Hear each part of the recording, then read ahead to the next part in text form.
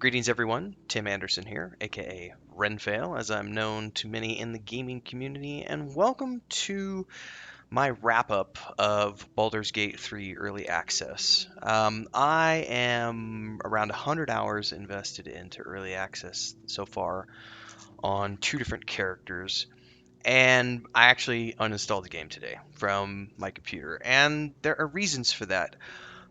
Most of that is just simply because I don't want to continue spoiling it for myself any further. I've seen everything that I want to see, I've experienced everything I want to experience, and I've gotten 100 hours of entertainment out of an early access, which is just a fraction of what the actual content is going to be by the time it's released to the public. Um, I have to say that getting 100 hours out of an early access game is, for me, incredible. For those of you who have been around for a while, you know that I often rant about the shortness of a lot of AAA games that come out these days. A good example of this is I was sorely disappointed, and I have to temper this by saying that I highly enjoyed the game that I'm about to mention, but I was sorely disappointed by the shortness of the campaign, and that was Star Wars Squadrons. I got 6 hours out of the campaign. 6 hours. That's it. And then I'm expected to go do rinse and repeat content for the next, I don't know, however many months, because they're not planning on adding any additional content to the game, but instead just have it be kind of like this battle royale in space, this kind of multiplayer experience. And unfortunately, the thing that made the X-Wing TIE Fighter games, X-Wing Alliance games so much fun for me in the 90s was the fact that they had these massive campaigns that you could play and get, scores of hours, if not dozens of hours of entertainment out of. So when a game can only give me 6 to 10 hours of gameplay for whatever I shelled out for it, that game's going to get a fail from me. Regardless of whether it's an early access product or not. So the fact that I've gotten 100 hours of gameplay out of my Baldur's Gate 3 early access experience speaks volumes to the type of game that Larian Studios is creating. And while it's not, I don't really consider this a sequel to Baldur's Gate 1 and 2 because it's completely different. They got rid of the six-man party system, which I really am disappointed by. I love six-person parties. I love that aspect of the old classic D&D. But that being said, I still think, if I had to give the Baldur's Gate 3 early access a rating like out of 10, I would give it a solid 8.5 for the overall experience. My only negatives being that really, I'm limited to 4 people in my party. That's a big takeaway for me, and I don't like turn-based gameplay. I much prefer the pause-based gameplay of the first two games, which is also one of the reasons why I'm having so much fun going back and replaying Pillars of Eternity 2 right now, because if you look at Pillars of Eternity 1 and 2, these are the games that were made by the people who made the original Baldur's Gate games. And so they're far more, even though they're different IPs, they for me are far more of a spiritual successor to the Baldur's Gate franchise, even though they also don't have six-man party systems, but they do have five-person party systems. So yeah, I'm kind of rambling a bit here. Let's get back to Baldur's Gate 3. So two characters I played through the first time as a rogue, and then the second time I played through as a ranger. And I will say that for the most part, I got about 50% of the gameplay was about the same. The main storyline of, you know, spoiler alert for those of you who haven't played the early access yet. Before I go any further in this video, you should totally stop. If you don't want to have things spoiled for you, don't go any further. But I would assume that if you followed the game even remotely, you know a lot of what I'm about to talk about because Larian Studios has been very open about what this first act entails. So, with that being said, I have given you fair warning that I'm talking spoiler alerts moving forward. So, for example, going and rescuing the druid. Because I played fairly good characters both times around, that experience was pretty much the same for me. How we went about it was slightly different because the first time that I went into the goblin camp, I basically talked my way past everything and went in and worked my way around and talk to everybody before I started slaughtering all the goblins. Whereas when I went in with my ranger character, I just decided that screw the goblins, we're just going to take out the camp as we go. And so, yeah, we're not smearing dog poop on our face. We're just going to run straight in and just start slaughtering goblins as we work our way deeper into the encampment. So, um, I went about that quest in slightly different ways, but overall, it was the same quest experience. Now, one of the things that was hugely different for me the second time around was because I felt that the gameplay was actually easier, and this may have something to do with the fact that they haven't done a lot of adjustment to the difficulty yet, or a lot of balance passes yet. But I felt that the difficulty level with the rogue was extremely high. I died a lot. Combat was very difficult. It was just a very difficult experience overall. The ranger character, on the other hand, combat was, for the most part, I felt like combat was easily 50 to 75% easier on the ranger character than it was with the rogue character. Now, I didn't really pay attention to the patch notes that much, so maybe they tweaked the difficulty a little bit, but as far as I'm aware, the only thing they patched into the game were things like, fixing bugs and, animation sequences and so on and so forth. So, be that as it may, my experience through with the Ranger was much easier than it was with the Rogue. Now, another big difference for me was that, remember I said, roughly 50% of the game was the same, whereas the other 50% I had a completely different experience. And one of the areas that I can say that was a lot different was going into the swamps, where the witch is located, the bog witch. Because the rogue character going in, there were a lot of checks and things going in, like the first conversation with her when you find the brothers and everything else. I didn't get any options with the rogue. It was just kind of a very straightforward on the rails experience. Whereas the ranger, because my nature perception was higher and my overall perception was higher and all this other stuff, I got a lot more perception rolls and nature rolls and everything else. So I was able to very quickly discover that she knew who she was and everything else. And then once I hit the actual swamps, I was able to see past the illusion and realize that it was this nasty swampy area as opposed to this beautiful area with apple trees and all this other stuff, which was confusing the first time around, because when I would pick an apple, I would take damage from thorns, and I'm like, what? Why am I taking damage from an apple tree? But then when you dispel the illusion, you realize that those aren't actually apple trees. So there was, some very interesting things going on in that aspect. I will say that all of the quests that I did and all of the dialogue options that I had, they were vastly different with the ranger character than they were with the rogue character, even though I was playing roughly the same alignment the second time through, which is why I say that about 50% of the game remained the same, but the other 50% was completely different. So one of the reasons that I decided to uninstall the game was because originally I said I was going to play through at least 3 times. I was going to do a rogue, a ranger, and then I was going to turn on and do a wizard, and possibly follow it up with a fighter.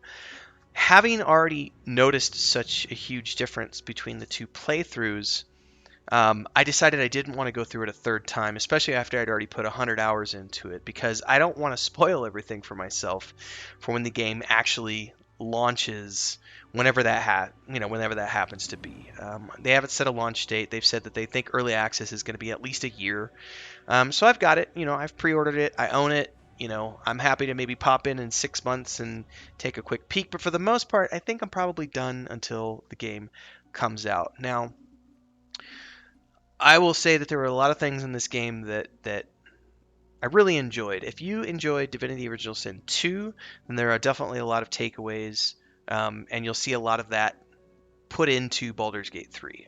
There's definitely that influence, and you can definitely see Larian Studios touch on things, which is the big difference between them and Obsidian, because when you play Pillars of Eternity 1 and 2, for example, they feel very much like the original Baldur's Gate Icewind Dale games, because it's the exact same format. It's, pause based instead of turn based. All that stuff's there. So in terms of that, if you're familiar with the Divinity Original Sin games, then you're definitely going to notice Larian Studios framework in place. The voice acting in Baldur's Gate 3 is superb, without a doubt. However, I felt that, and I think a lot of people have mentioned this in their reviews so far, the animations for the player character and the way that they kind of stare stupidly at NPCs during encounters leaves a lot to be wanting, and I think that that's an area that definitely could use some polish. Now, I don't mind the fact that my player character isn't voiced. Some people dislike that. Some people say, well, they did such a great job with all the other voice acting. Why didn't they hire good voice actors for the main characters, just like they did for Divinity Original Sin 2? Because all the main characters have voice cast as well.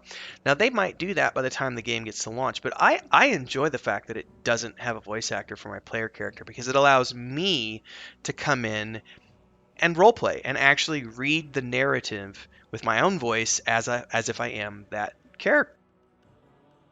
And that's something that for me, from a role playing perspective, I highly enjoy. If you've ever watched me play Pillars of Eternity 1 or 2, or as I play Lord of the Rings online and other games, I like doing voiceovers and I like to do voice acting and I like to read through the dialogue and roleplay. So for me, that wasn't a big negative.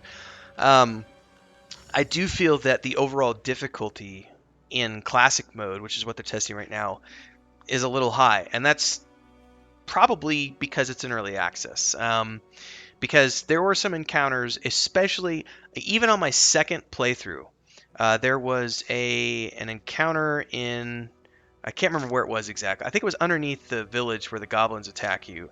There's a well that you can go down if you pass the checks, and you get down in there, and there are some phase spiders and this named spider. And I won't give away the lore regarding the named spider. There's a really interesting story on who the spider is and how it got there. Um, but that encounter with the named spider, I couldn't beat it on my rogue, and I couldn't beat it on my ranger. I went back, when I was level 5 and whatever, and even being higher level and everything else, I tried. I'm not gonna lie here. I probably tried that encounter between the two characters. I probably tried that encounter 50 times between two different playthroughs. Could not beat that encounter no matter what strategy I used, no matter what abilities I used. I just couldn't beat it. So I feel that there's definitely a lot of adjustments to be made and balance passes to be made to the overall difficulty of the game. And I've seen this pop up in reviews of Baldur's Gate 3 as time has gone on. A lot of people have talked about how it just seems like your overall success rate with rolls is horrible. It seems like you fail way more than you should be failing. And I think that's because they have the difficulty at Classic, like the difficulty that you need to hit the rolls is quite high. That being said, there are ways you can get around that. Stats obviously play an impact. There's also some buffs that you can put on yourself, which I got used to the second time around. Just basically my main character, because I kind of knew when there was going to be a conversation coming up or something that I needed to have a roll on. So I would always make sure that I had the buffs that I needed on my character to give me a better chance at making the rolls, which is probably why the second playthrough I feel like I was more successful with my ranger character compared to the rogue character, because I was actually paying attention to keeping buffs on him and everything else going through the game, which is quite possibly going to be a necessity. That just might be the way that this game is meant to be played. Um, I think that the verticality of the game is interesting. I think that strategy-wise, I know, especially going into like the spider fight that I was just talking about, the verticality of this game allows you to come up with some really creative solutions to combat. It's not nearly as straightforward as the original Baldur's Gate games, or even like Pillars of Eternity 1 and 2, where it's, yeah, you need to use your spells and everything else, but it's still mostly about, it's a flat plane, and it's just, you're going into combat and you're going to cast some spells and do some things, and maybe strategically adjust where the characters are positioned and who they're attacking. But in Baldur's Gate 3, even more so than Divinity Original Sin 2, verticality is hugely important, in terms of you get more range, do more damage, etc. for your ranged characters, spellcasters, so on and so forth, when you're up high, which leads to a lot of, if you really wanted to take advantage of the terrain, then it leads to a lot of pre-planning your fights out and scouting out ahead and seeing what lays ahead, and then I'm going, okay, this is going to be, I see these mobs, okay, I want to put my ranger up over here and this over here, and if you get really into the combat, then positioning becomes hugely important. Also, like I said earlier, buffs and potions are a big deal in Baldur's Gate 3. Um, I felt that the camp was really generic. Also, and I know a lot of people have said this, the new user experience leaves a lot to be lacking. Now, I'm not a new user. I'm familiar with these games. I'm intimately familiar with all types of RPGs. So, knowing how to play the game from the get go, not a big deal. But there's no tutorial on a lot of this stuff. There's no tutorial, as an example, to like tell you that you can, drag a character away from the party to separate them, and they can run off and go position themselves or do something by themselves off in another part of the map while your other party members over here, or you can split all four of the party members up and have them be doing their own unique things. So there's no tutorial to go over that aspect of the game as an example, and there's lots of examples like that where there needs to be a lot of polish done to the new user experience and to the tutorials. And I know for a fact that they're going to be doing that later on down the road. I'm just saying, for where the game is right now from an early access perspective, there's a lot to be lacking in that department. Combat I felt was highly enjoyable. Push or shove, I forget what it's exactly. I think it's shove, is highly it I don't know if they're going to leave it the way it is, but it's extremely OP if you're paying attention to combat and adjustments and really strategically placing your characters.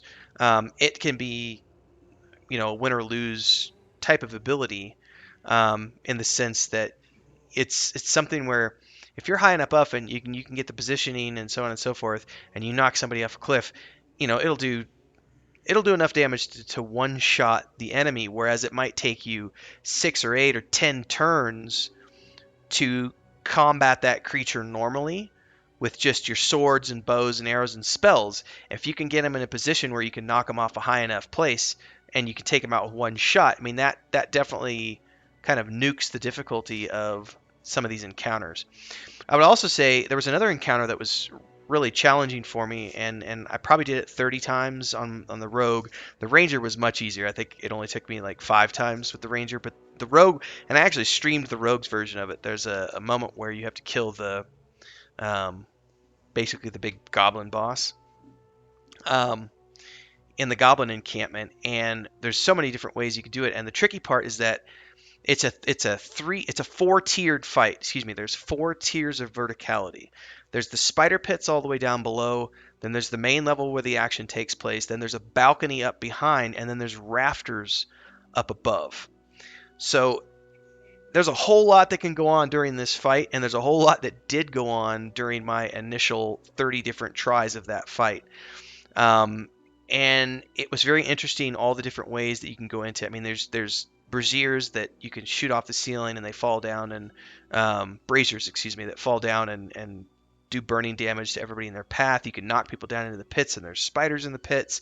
There's all sorts of different ways that you can go about that combat scenario. So it was very interesting to see that come into play, because that was an encounter that took me a lot of different tries. I tried a lot of different things, and to be able to see that in effect, to see the verticality of the game played out like that was very interesting. So I'm really keen on seeing where they go with that as they continue to develop the rest of the game. If Act One is anything to represent the rest of the game, I mean, they've talked about how the on the rails experience of Act 1 was 20 to 25 hours of gameplay. I got 45 hours of gameplay out of the first playthrough of the game. And I didn't uncover all of the map. And I know for a fact, having gone through and played it through a second time with my Ranger character, I didn't see everything that there was to see on the map, nor did I complete all the quests. So if Act 1 is 20, let's say 20 hours, 25 hours, and I got double that, then if we can see, I don't know how many acts the game is going to have, if it's going to be 3 acts or 5 acts or 4 acts or whatever the case may be. I think they've said that they're shooting for something that's around 100 hours of gameplay, and I'm assuming that's going to be an on-the-rails experience. Then we're looking at something that's going to be similar to Divinity Original Sin 2 or The Witcher 3, in the sense that, yeah, the on-the-rails experience is going to give you 100 hours, but if you really immerse yourself in the game and do every nook and cranny and all the side quests and everything else, then you're going to get 150, 200 hours of gameplay out of the game. And if they follow in the spirit of traditional Baldur's Gate games, And I look at Baldur's Gate 2 when I think about this because Baldur's Gate 2 continually stays up in my top like 5 RPGs of all time, specifically because yeah, the main storyline's like 100 hours of gameplay, but if you pursue all of the permutations and all the various side quests, there's 300 hours of gameplay in Baldur's Gate 2. So if they can pursue that here with Baldur's Gate 3 as well, then we definitely have a game that is a worthy successor to the Baldur's Gate franchise. Even if it doesn't play like the original Baldur's Gate franchise, if we accomplish, if Larian Studios accomplishes that level of immersion and, you know, involvement and allowing you to really just put yourself into the Forgotten Realms of Faerun and get, 200 to 300 hours of gameplay out of Baldur's Gate 3 by the time it's all said and done, I think we've got a game that will go down in the history books as one of the best RPGs of all time. So, again, to recap, I did uninstall it from my computer. Only because I've already gone through it twice. I don't want to be tempted to go through it a third time. I've already put 100 hours into it. I'm happy to just wait for the game to come out now. Um, I think they're on the right track. Like I said, I gave it like an 8.5 out of 10. The only things that I don't like are the lack of a pause-based option. I don't like turn-based gameplay, and I dislike not being able to have 6 people in my party. I really like the 6-person system. They've got a lot more work to do, and I'm interested to see what all they're going to be doing and how it's all going to come together over the years as they continue working on this game. But like I said, they're on the right track, and I, for one, am looking forward to the finished product whenever it comes out, whenever that might be. So hopefully you are too. Thanks for following along. Don't forget, if you liked what you saw, if you like the type of games that I play here on YouTube, don't forget to subscribe to the channel. Hit that bell icon to get updates when new videos go live or when I go live streaming, and stick around because I got a lot of other fun stuff coming in the pipeline for the latter half of 2020 and moving into 2021. Stay safe, everyone. Stay healthy, and we will see you in the next video.